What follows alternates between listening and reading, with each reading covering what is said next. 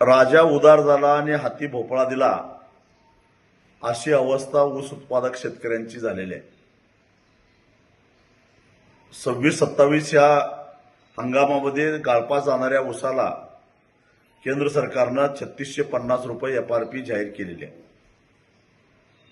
एवढंच नव्हे तर निर्लज्जपणाचा कळस म्हणजे ऊसाचा उत्पादन खर्च हा 1 टनाचा 1820 रुपये त्यांनी दाखवलेला आहे.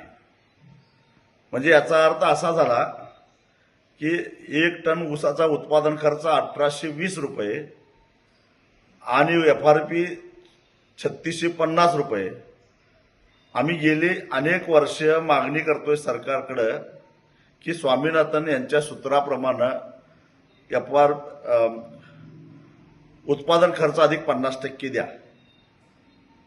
हा जर एफआरपी खरा धरायचा असेल, सरकारचा उत्पादन खर्च खरा धरायचा असेल तर 1820 रुपये उत्पादन खर्च आणि 3650 रुपये एफआरपी म्हणजे उत्पादन खर्च अधिक 100% नफा सरकार द्यायला लागलेला आहे.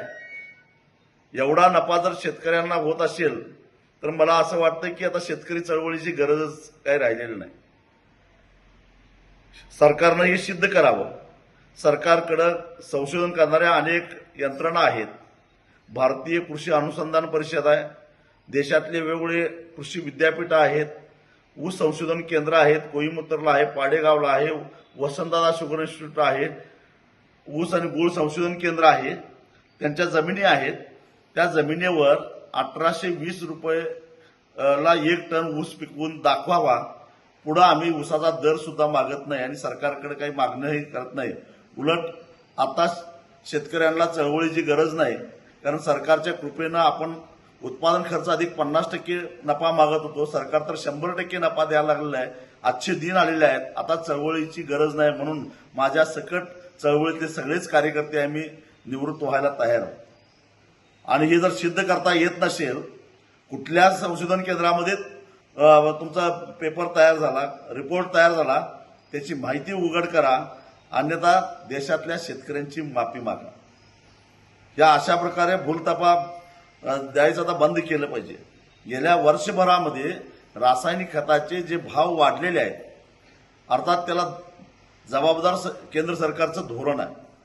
खतावरची सबसिडी कमी केली, डॉलर महाग झाला, आखाती युद्धजन्य परिस्थितीमुळे कच्चा माल वेळेवर न आल्यामुळे किमती वाढल्या. म्हणून महाग दरामध्ये आज शेतकऱ्याला खतं घ्यावी लागतात.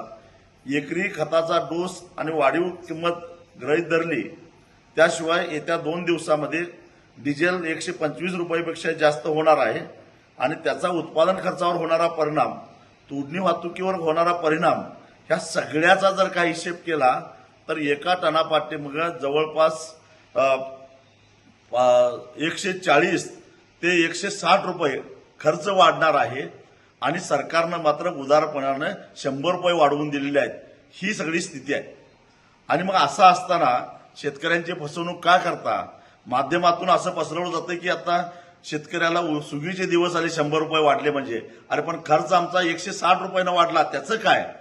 आणि म्हणून किमान 300 रुपये तरी एफआरपी वाढली पाहिजे होती, तर काही अंशी ऊस उत्पादक शेतकऱ्यांना दिलासा मिळाला असता.